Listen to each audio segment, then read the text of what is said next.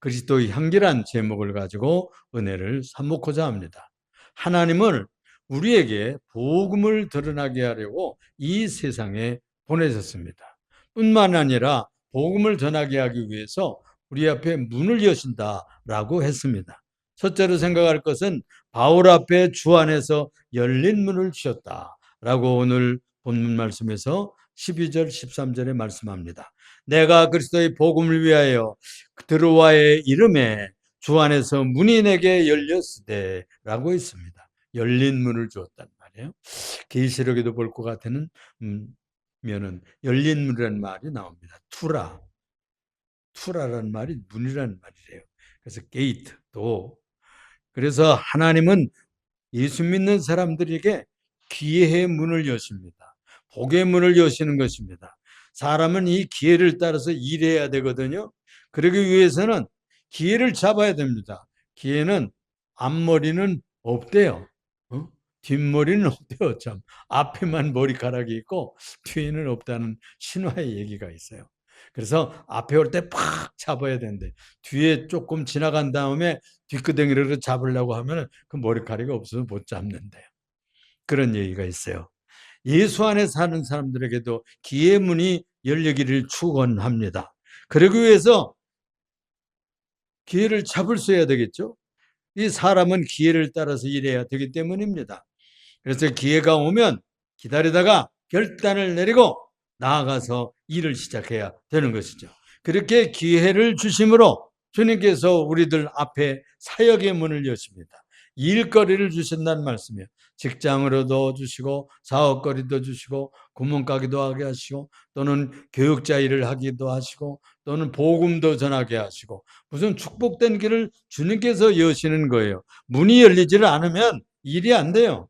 그래서 기회의 문이 열려지게 해주시옵소서 기도하셔야 됩니다. 그래서 기도의 기회의 문이 활짝 열릴 때 주님의 사역에 일을 할 수가 있고 또 복음을 전할 수 있는 통로가 쫙 열리게 되는 것입니다. 이 복음 전파의 길이 열려질 때 전도할 수 있잖아요. 문이 열리질 않으면 영 전도할 길이 열리질 않는 거예요. 그래서 여러분들 기도할 때 전도할 문을 열어주세요. 전도의 길이 열리게 해주세요. 그렇게 해야 됩니다. 우리 마음의 문을 여는 것도 기도를 통해서 해야 돼요. 마음 문을 열어주세요. 누구한테 예수 믿게 하고 싶은데 마음 문을 열어주세요. 마음 문을 열어서 기도만 하면 때가 되어서 그렇게 예수민들 마음이 열린다는 거예요. 한마디 하면 교회 나가고 싶어지는 마음이 생기는 겁니다. 또 어떤 분들은 그래서 이 남편이 예수를 믿지 않으니까 계속 기도만 한 거예요. 그러니까 하루는 이러더래. 당신은 어떻게 나한테 교회 가자고는 안 하는 거야. 당신도 가고 싶어요? 그래서 교회 다니기를 시작했다는 얘기가 있어요. 그래서 이 문이 열려야 됩니다. 바울이 소아시아로 가서 복음을 전하려 할 때 꿈을 꾸는데요. 마케도니아 사람 하나가 나타나서 우리를 도우시오. 와서 우리를 좀 도와주세요. 이런 환상을 보았다는 거예요.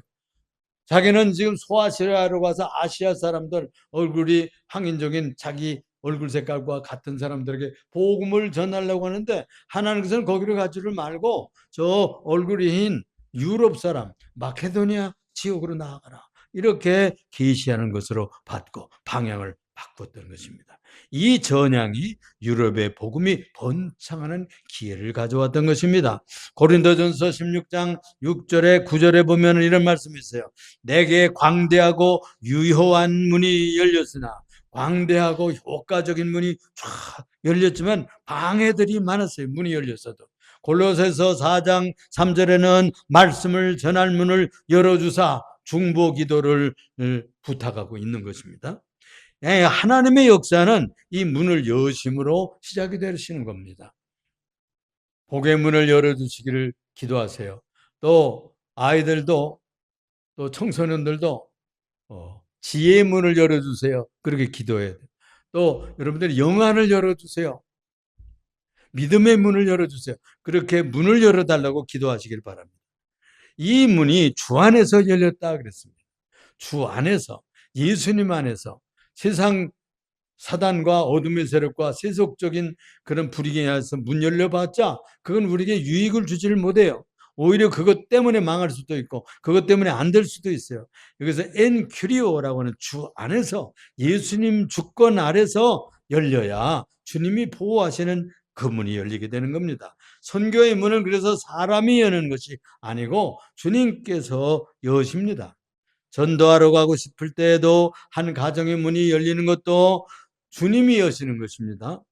우리 정월자 목사님 얘기 들어보면은 간증을 많이 하는데요. 열심히 전도할 가슴인데 기도를 많이 하면은 그런 역사가 일어난다. 한 번은 그 막내 아들인 그 명환이가 자꾸 어떤 자기 유치원 때 그 여자아이를 좋아하는 거예요. 그래가지고서 안 오는데 어디로 갔는지 모르는 거야. 늦게 놀러 가는데 자기 여자친구 아이의 집에 놀러 간 거예요. 그래가지고 자기 동수에서 그렇게 해서 친해져 가지고 그 가정을 예수 믿게 했다는 거예요. 그런 간증을 제가 들었어요. 참 하나님께서는 한 사람을 구원하기 위해서 여러 가지 방법을 쓰시는 겁니다. 그래서 이 전도의 문도 사역의 문도 또 사람과 사람의 그 마음이 닫혔다가 트이는 그런 관계의 문도 다 예수님 안에서 열려야 열려지게 되는 것입니다. 그래서 하나님은 지금도 주의 백성들 앞에 문을 여시는 분입니다. 그런데 또 바울은 마음의 평안이, 문은 열렸는데 마음이 편치를 안 해. 디도라는 이 제자 때문에 마음이 편치를 안 해. 13절에 내가 내 형제 디도를 만나지 못하므로 내 심령이 편하지 못하여 그들을 작별하고 마게도냐로 다시 돌아갔다고 했습니다. 여기서 이 평안이란 말은 샬롬이란 말이 아니고 아네시스라고는 안식이란 말이에요. 안식, 마음이 편하다. 안식이 온다. 쉼이 있어야 돼요. 사람을 보면은 불안한 사람이 있어요. 어떤 사람 만나면 그 사람 보면 불안해. 응? 자꾸 관계가 일어나질 않고 그 사람 보면 싸움이 일어나고 뭐 이런 사람 있잖아요. 근데 그런 사람 보면 마음이 편치를 안 해. 응? 근데 이 바울 사도는 디도라는 자기 제자 목회자를 만나야 마음이 편하겠어. 그래가지고 전도고 뭐고 디도를 만나러 갔다는 거예요. 이게 무슨 뜻이냐 하면 자기의 제자를 키우는 이 목회자 양육의 정성이 더 뜨거웠다는 거예요. 그래서 이 전도하는 것도 중요하지만 한 사람의 지도자가 서는 것이 얼마나 중요한가 하는 것을 그는 알았습니다. 그래서 마음이 편치를 않아가지고 디도를 세우고 디도를 만나서 이렇게 평안하게 그를 든든히 세워놔야 마음이 편하겠다는 말씀이에요. 그래서 이 전도의 사역보다 이 영혼에 대한 사랑, 목회자를 키우고 젊은 지도자를 키우고 이 목자적인 심정을 그가 얼마나 뜨겁게 가질 수 있었는가 하는 것입니다. 그래서 이 디도를 만남으로 목자를 세우는 일이 더 다급했다고 보아서 그는 디도를 만나러 갔다는 거예요. 그래서 이렇게 하는 것도 이런 문을 열 것인가 저런 문을 열 것인가 또 어떤 결단을 내리고 누구를 만날 것인가 다 기도 안에서 이루어지게 되는 것입니다. 예수님 안에서 이루어졌다. 두 번째로 생각할 것은요. 바울 사도가 두 가지 감사를 했다는 거예요. 두 가지 감사. 14절에 볼 것 같으면 항상 우리를 그리스도 안에서 이기게 하시고 우리로 말미암아 각처에서 그리스도를 아는 냄새를 나타내시는 하나님께 감사하노라 라고 했습니다. 그리스도를 아는 냄새를 나타내시는, 그리고 그리스도 안에서 이기게 하시고, 이 두 가지 얘기를 하고 있는 것입니다. 그래서 이 바울 사도의 대표적인 두 가지 감사는, 첫째는 승리하게 하시는 것에 대해서 감사했어요. 가는 것마다 이기게, 믿음으로 이기고 성령을 통해서 이기고 말씀으로 이기고 승리하는 삶을 살게 하신 것을 감사했어요. 우리가 성도들이 감사해야 될 것은 믿음으로 이기는 것에 대해서 감사해야 됩니다. 무슨 뭐 물질적인 축복이 들어온 것도 감사하고, 또 어떤 무슨 유익을 얻는 것에 대해서 감사하고, 또 어떤 사람 만나서 기쁨을 얻은 것에 대해서 감사할 수 있겠죠. 그러나 가장 감사한 것은 믿음으로 승리하게 됐다는 말이에요. 신앙적인 승리에 대해서 여기서 감사하고 있습니다. 여기에서 이기게 하심이란 말은 트리암베유란 말인데, 당시에 로마에서 장군들이 적장을 무너뜨리고 적병을 무너뜨리고 개선 장군들이 자기의 군대를 이끌고 개선하고 들어옵니다. 그런 로마 시내에 개선 장군들이 자기 부하들을 데리고 촥촥촥촥 행진하면서 들어올 것 아니에요. 그러면 모든 로마 시민들이 나와서 환영을 하고 승리를 환영해주고 이렇게 꽃다발을 던지고 또 종려나무 가지를 던지고 이렇게 해서 그들을 축하했던 것입니다. 그래서 이 승리 행렬에 참여시킨다 그런 뜻이에요. 또 개선의 행진에 같이 간다 그런 뜻입니다. 그래서 중요한 것은 우리가 승리했다 그런 뜻이 아니고 나로 승리 있게 하셔서 개선 장군의 그리스도의 행진에 나도 참여하게 했다 그런 것에 대해서 감사했다는 거예요. 그래서 이 하나님이 우리를 승리 행렬에 참여케 했다는 그런 말이에요. 여러분, 우리를 미워하고 원망하고 비판하고 경건시하는 사람들을 향해서 우리가 사랑으로 용서하고 믿음으로 승리하고 우리가 자비로 대하고 불쌍히 여기고 이런 마음으로 승리해야 됩니다. 저들이 미워한다고 나도 또 미워하고 저들이 우리를 비난한다고 해서 나도 또 똑같이 비난하면 그건 무슨 뭐 예수 믿는 사람하고 안 믿는 사람하고 차이가 무엇이겠어요? 우리가 믿음으로 승리해야 되죠. 사랑으로 승리해야 되죠. 용서로 승리해야 되죠. 또 모든 죄를 덮어주는 것으로 승리해야 되는 것입니다. 그래서 우리가 그런 것으로 믿음 안에서 승리한 것에 대해서 감사해야 되고 이미 십자가에서 모든 인류의 죄를 대속하고 그리고 부활로 승리하셨잖아요.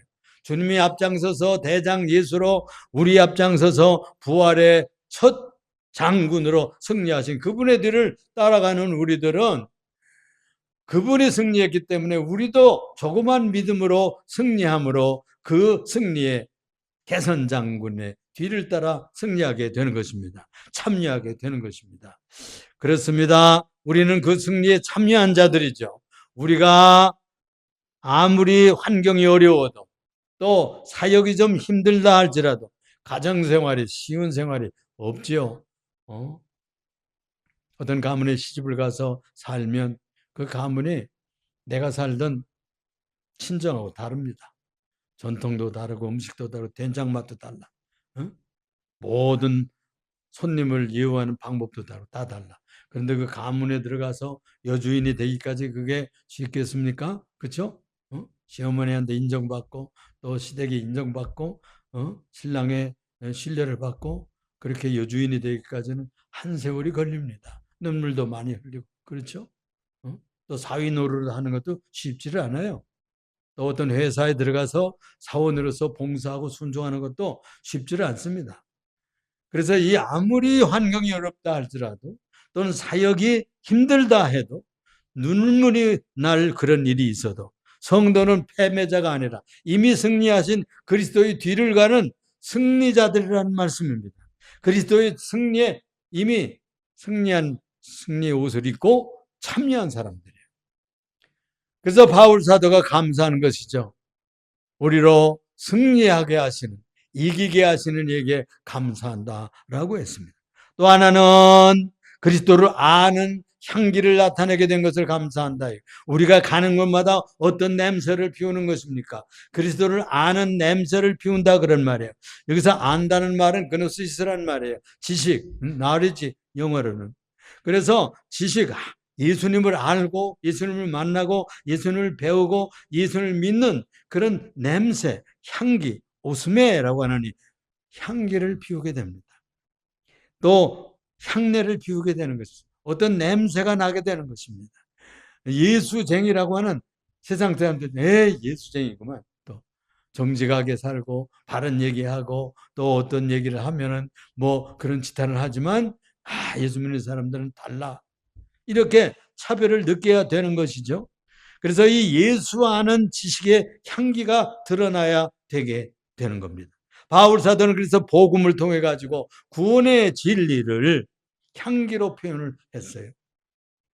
향기는 보이지 않지만 퍼져나갑니다. 복음도 마찬가지죠. 말로 전하고 삶으로 전하고 또 우리의 인격과 성품을 통해서 복음을 전하는 것입니다. 그것이 꼭 말로 나타납니까? 향기로 드러나는 거예요. 분위기로 드러나는 거예요. 인격으로 드러나고 성품으로 드러나는 거예요. 성질머리 내서는 안 돼요. 그래서 성품으로 역시 믿는 자가 다르구나. 이 향기로 나타낸다는 말은 파네로우란 말인데, 나타낸다, 드러낸다, 밝히 알린다, 그런 말이래요. 그래서 하나님께서 성도들을 통해서 예수의 향기를, 그리스도의 향기를 세상에 드높이 드러내기를 소원하는 거예요.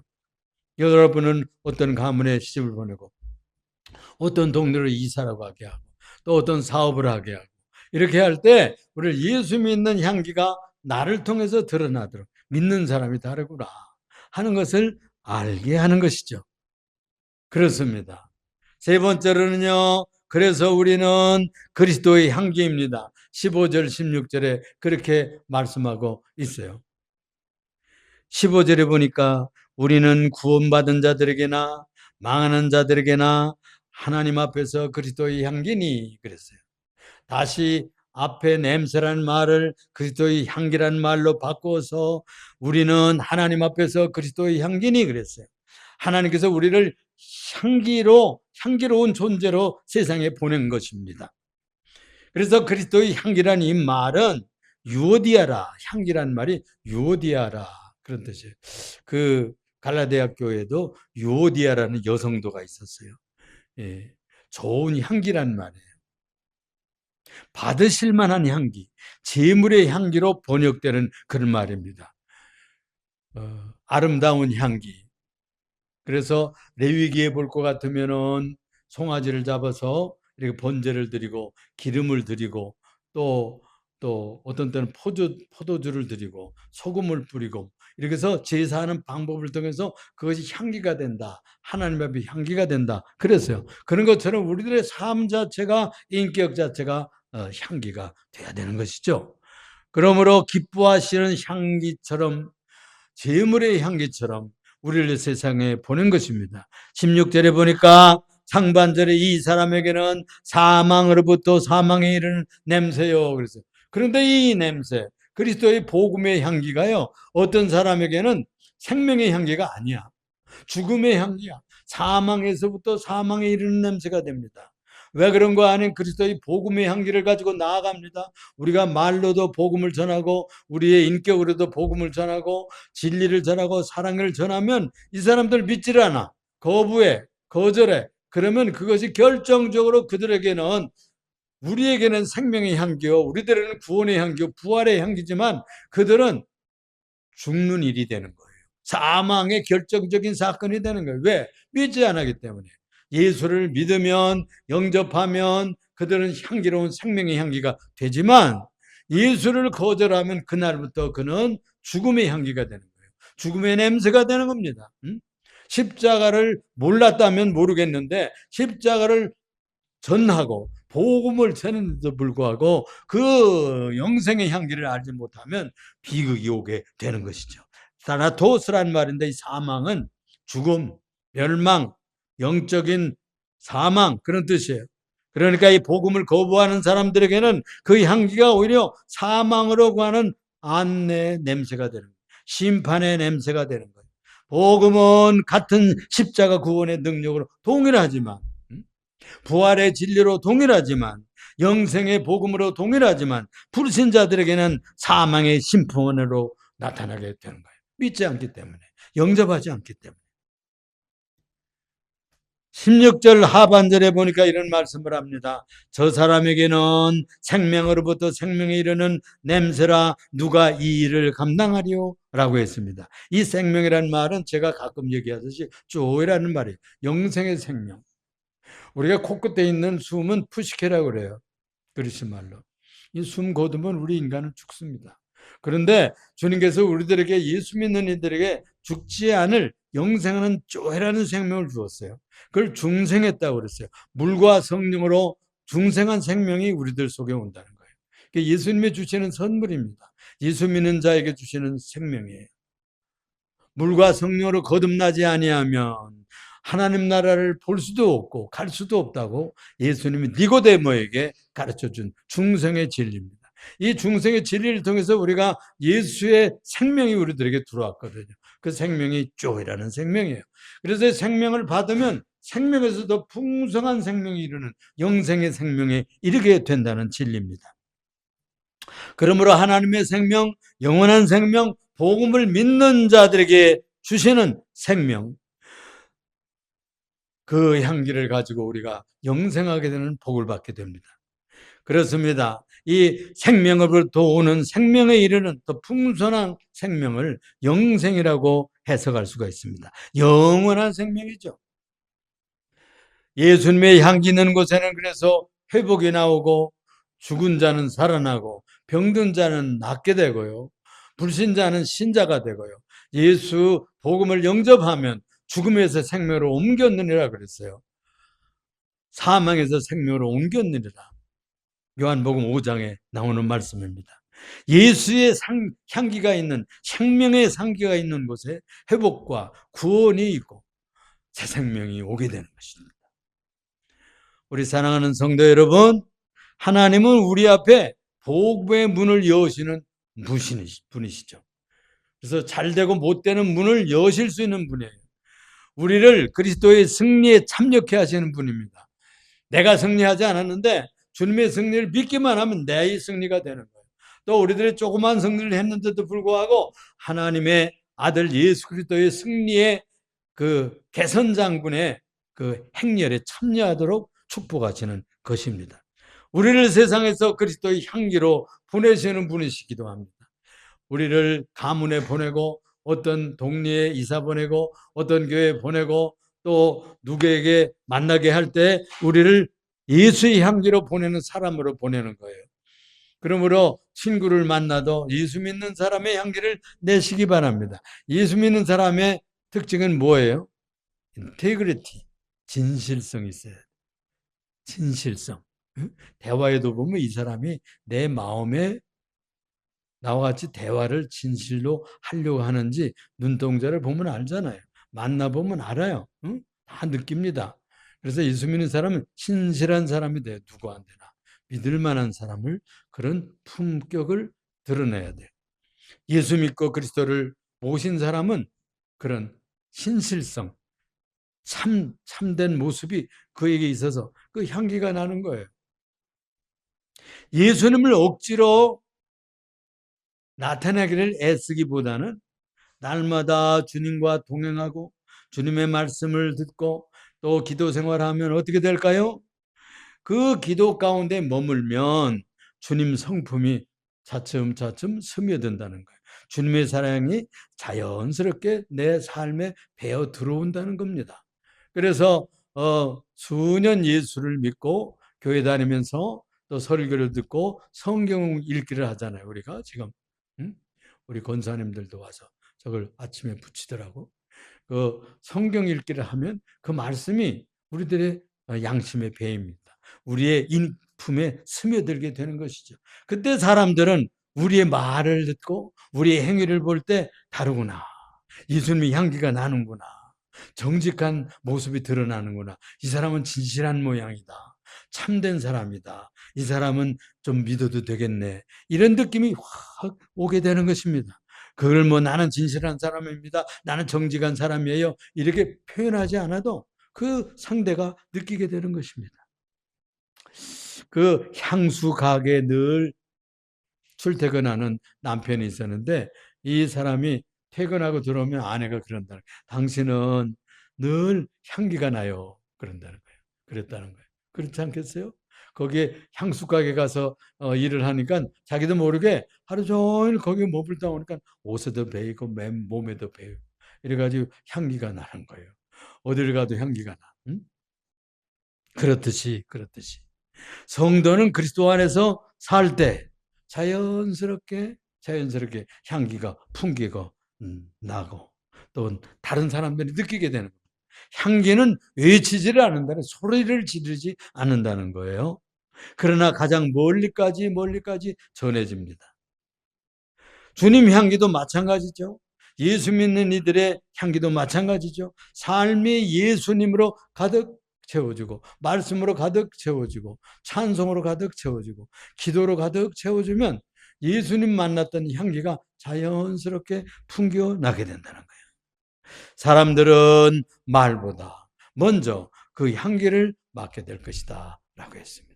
모쪼록 우리 예수 믿는 이들이 어디를 가든지 그런 예수의 향기가 드러나는 거룩하고 멋진 성도들이 되시기를 주님의 이름으로 부탁합니다. 기도하겠습니다.